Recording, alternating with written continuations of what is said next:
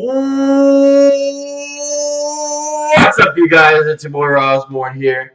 Back here today to bring you a deck profile that I actually hinted about on my Instagram, my Facebook, and my Twitter accounts earlier yesterday, actually. And it is that Goku Black Rose deck profile. I'm really excited to show you guys this because I managed to pick up those Goku Black promos before they really shot up in price a bunch.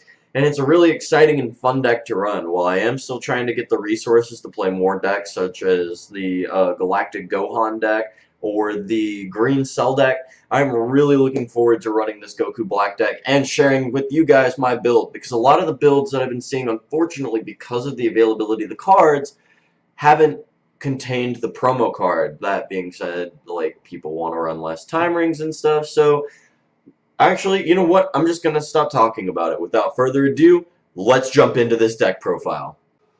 So, we start off this deck with our leader, of course, Goku Black. Once per turn, if you have 2 more blue energy, you can choose a card in your life, place it in your energy, and at the end of the turn, you have to take an energy from your energy area, place it in your drop area. Pretty simple. It's a mana ramp deck. It helps you get to your big stuff faster and actually gives you the ability to put your opponent in check with stuff that gets rid of their energy by turn 4. It's pretty awesome. And of course, when he awakens at 4 or less life, he actually doesn't get an ability as an awakened leader besides drawing a card when he attacks until you have 2 or less life, which at that point he gains plus 5,000 power and double strike during your turn only.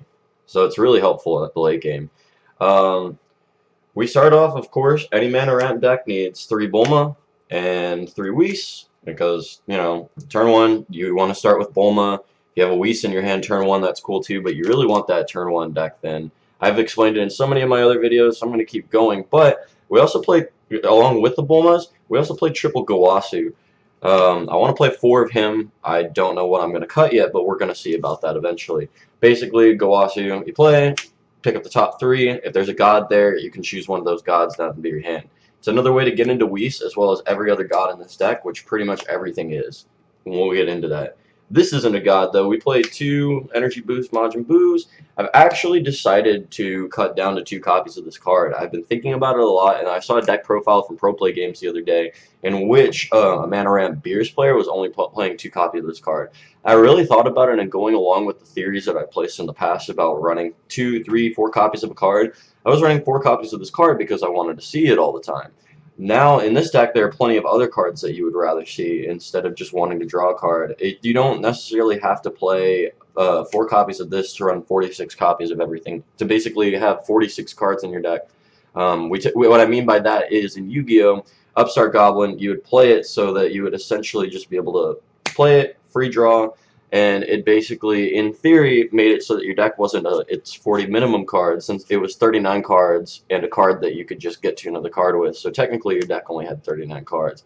That was kind of the case with Majin Buu. It's a little different because, of course, mana costs. But with Majin Buu, in this deck, there's just so many other things you want to play. This was one of the things that I had to start cutting down on, and I'm not disappointed in my decision for that. Next, run 4 Warrior of the Gods, Goku Black. I'm actually not running the 10-drop Zamasu in this deck. I don't have one, and I haven't gotten the ability to test it out, so that's on me. But basically with the Goku Blacks, it's just a 2-drop, 10k beater. Just start swinging in at your opponent's leader if you really need to. If you have the 6-drop Zamasu that I'm playing in here, he gains, it can't be KO'd by your opponent's skills or card effects. That's really nice. And of course, you can evolve him into the bigger Goku Blacks. That actually doesn't happen as much, but it is another 2-dropper. I'm really considering how I feel about this card, but before I cut this, I'm going to be building the build with the Merged Zamasus, so we'll see how that goes. You're on 4 Boost Attack Piccolo. Obvious, when your leader awakens, or, I mean, you're 4 or less life, you get that draw. But the thing is, Boost Attack Piccolo is a god, so he's searchable by Gowasu. It's insane. It's awesome. Play 2 Ultimate Judgment Jocos. Like the 4-drop Beers that I've talked about in my other videos, I'm starting to see this card as a staple in blue. It just helps you not lose when your opponent attacks.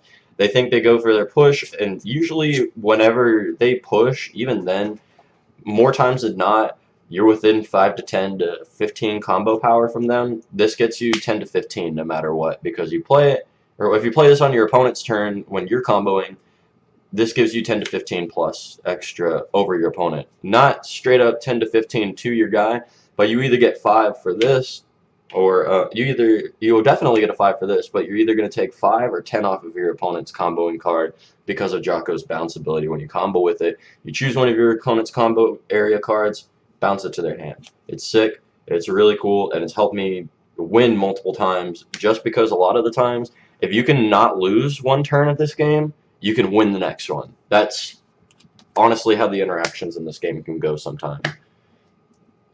Just as I mentioned before, I think 4 energy boost Beerus is a staple in any blue deck. It's just you pop a card, you gain advantage over your opponent. You have more cards than your opponent on the field after you Beerus. Or if you just get rid of one of their big hitters like a Gohan or a Jiren or anything like that, it makes it a lot easier to beat your opponent after that. Also, he's a god, so Gowasu gets him. That's awesome. Run 2 Xeno, the Playing Gods. I haven't gotten the chance to actually play him yet, but we play him because I think he's going to become one of those. He's a reset card. You take all the other battle cards and cards in hand on the field besides him, shuffle them back into the deck, draw 5, then you get to swing for 15,000. You're either going to give your opponent a prize or you're going to put them to 4 or less cards in hand. Come on, that's awesome. I really want to. I really want the ability to play him, but I haven't gotten there yet. My deck's been actually doing some pretty good stuff, so he may get cut if I figure out that it's just not practical to play him at all. We got 2 6-drop Zamasus. This card's absolutely insane. It's got indestructible, so it cannot be KO'd or removed from the battle area by skills. It's like, what? It can't be bounced either. That's amazing. You can evolve it from another Zamasu, but I don't play the other ones to do it, so, you know, whatever. But his ability is sick. It basically lets you take, whenever your opponent attacks once per turn, you just take a card from hand, pitch it, attack negated. Boom. I'm playing, now on the main big beaters of the deck. I'm playing triple Unstoppable Despair Goku Black Rose. He's honestly got the game-winning effect that you need, where when you play him, or when you evolve into him, you take 3 of your opponent's energy and send it to the drop area. It doesn't matter if it's their active energy, their rested energy, you can just send 3. Now, something I want to point out about the deck is that everything, all the holo cards, like the super rares and stuff, all of them are pretty cheap with everything from Union Force, because if you play everything from Union Force only, you're not going to do anything with this deck. That's just the important part. You need the 3 copies of the Joyful Strike Goku Blacks. This card is absolutely insane. You take 6 of your energy, when you play him, you take 6 of your rested energy, switch it back to active mode, and then take 2 life and add it to your hand. Not only does that help you awaken, it's just a free double striking 25k that your opponent's going to have to do something to get over. And chances are with the ability, there's actually a combo with the deck. With your unawakened still, you get to 6 energy. By turn 4, you can get to 6 energy without having to send it at the end of the turn with him. You basically get to 7 with having to send one. So you've got him up, you use his ability to get to 7 energy, you play the Goku Black, you untap, you get 2, you awaken, and then you evolve. It's just, you could do this on turn 4. And by that time, if you go first and they're not playing a ramp deck, you're hitting them for all of their energy. If you're not playing against a mana ramp deck, you can get all 3 of their energy on turn 4. It's freaking disgusting. It's so good. I love it. But the thing is, it's not that consistent unless you've got the Joyful Strikes, because without the Joyful Strike Goku Blacks, it's just a lot slower. You can't play this and then play the other one right on top of it. You can't gain those 2 life to your hand. You can keep using this leader side to keep putting them in your energy, but that is literally going to get you nowhere. It can get you somewhere. You can win games. I'm not saying it's impossible, but one thing that I will point out is that without Joyful Strike, it's hard. There's a reason that every other Goku Black card is like $8 or less, if even that, and this guy is pushing 85 to 100 for foil versions. Promos matter in this game. It's pay to win, but what game isn't? I'm playing for Senzu. I'm actually going to be putting this in my Beerus decks too whenever I play them, because I realize that Senzu just is insane in mana ramp decks. You don't even have to use it to gain a battle advantage. You just use it to untap your mana and be able to ramp more. If I go turn 2, I'm just like objection. Or let's just say I'll use these as energy. Let's play an objection, play that, and now we're gonna Senzu Bean, so this one comes back. We can literally objection again. And just tap those two and get to that. And then next turn, we're gonna have 4 mana, going on 5, and probably a Whis to play. I'm just gonna do that for the Whis instead. You know it's in here. Tap, and you get another mana. Or not tap, but you get another mana. It's just the ways that you can ramp with this deck without having to use the leader's ability where you have to send stuff to the grave at the end of the turn is pretty awesome. I played 4 Whis' Coercion. I was actually testing less than 4 because you're running the 6-drop Zamasu that negates attacks. But he's a 6-drop. You don't usually drop him until later in the game, and chances are, like, there are a lot of games where you won't even drop him just because you're winning so hard with the Joyful Strike and the Unstoppable Despair combo. So it was really nice to think that I needed less coercions, but there's so many decks that just push. I barely got a win with. When I was testing 2 coercions, I barely got a win against red because tokens are disgustingly good. Like, Gotenks makes 15,000 tokens, and he's already like 20, 25 already. I can't remember which off the top of my head. And when you're playing a red-blue Champa, you can give the tokens and him double strike. I'm honestly thinking about playing red-blue Champa because that deck's insane. But in order to beat that deck, you do need to play quad of your attack negation card. And it really helps to have this guy along with 4 attack negations. It's really nice. I actually did cut Xeno Button from my build completely because it just doesn't really do much in here that I've seen. I'm not playing anything overtly expensive to play on the opponent's turn.